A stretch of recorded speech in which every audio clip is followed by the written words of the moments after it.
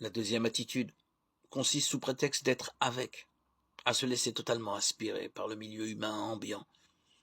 Il serait, bien entendu, d'un manque total de réalisme de penser qu'un disciple, parce qu'il vit de la foi, peut échapper totalement à l'emprise du milieu. Il n'est pas de vie humaine possible sans appartenance à un milieu et sans en accepter un certain nombre de conventions, dans la mesure où celles-ci respectent l'homme autant que faire se peut. Mais le souci du disciple doit être de découvrir les aspirations chrétiennes que ce milieu comporte et son action doit consister à les amplifier. Il appartient à un milieu, mais avec une liberté suffisante pour en juger les valeurs à la lumière du Christ. Être signe du Christ, c'est valoriser tout ce qui, dans un milieu, est signe du Christ.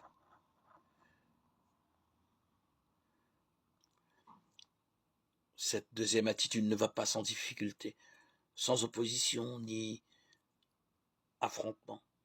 C'est bien à la pierre de touche de la persécution que le disciple peut juger de son attachement au Christ.